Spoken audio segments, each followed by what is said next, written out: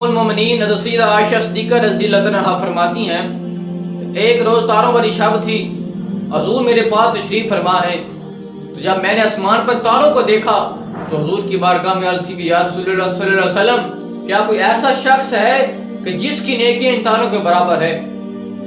تو حضور کریم صلی اللہ علیہ وسلم نے ارشاد فرمایا، ہاں عائشہ، عمر کی نیکیاں ان تاروں کے برابر ہے۔ لیکن سیدہ عائشہ صدیقہ رضی اللہ عنہا، آپ کے دل میں خیال تھا کہ شاید میرے والد ابو بکر کا حضور نام لیں گے، آپ کے کان مبارک اپنے والد کا نام سننا چاہتے تھے، لیکن جب حضور نے یہ فرمایا کہ عمر کی نیکی ان تاروں کے برابر ہے تو سیدہ عائشہ صدیقہ رضی اللہ عنہا خاموش ہو گئی۔ تو حضور نے فرمایا کہ عائشہ، تم خاموش کیوں ہو گئی ہو؟ تو عرض کی یا رسول اللہ صلی اللہ علیہ وسلم، میں نے سوچا تھا کہ شاید آپ میرے والد ابو بکر کا نام لیں گے۔ تو حضور نے ارشاد فرمایا، عائشہ سنو، عمر کی نیکیاں عمر بھر کی ایک طرف ہیں، وہ تمہارے والد ابو بکر کی ایک نیکی ایک طرف ہے۔ عمر کی ساری زندگی کی نیکیاں ایک طرف ہیں، وہ تمہارے والد ابو بکر کی ایک نیکی کا مقابلہ نہیں کر سکتی، ایک شب کی نیکی کا مقابلہ نہیں کر سکتی۔ تو یہ ابو بکر صدیق رضی اللہ عنہ کی شان ہے۔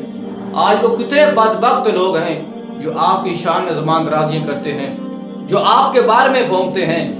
وہ کتنے کائنات کے خبیث لوگ ہیں، کائنات کے کتنے بدبخت لوگ ہیں جو آپ کی شان میں زبان درازیاں کرتے ہیں۔ اور حضرت عمر فاروق رضی اللہ عنہ آپ فرمایا کرتے تھے، کاش کہ میں ابو بکر کے سینے کا ایک بال ہوتا۔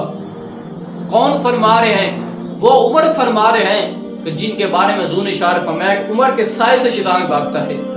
وہ عمر فرما رہے ہیں کہ جن کے بارے میں حضور نے اشارہ فرمایا، لو کان بعدی نبی لکان عمر بن الخطاب، اگر میرے بعد کوئی نبی ہوتا تو عمر بن خطاب ہوتے۔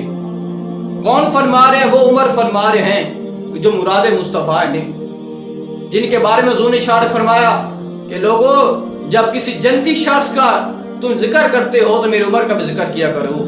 وہ عمر فرما رہے ہیں کہ کاش کہ میں ابو بکر کے سینے کا ایک بال ہوتا۔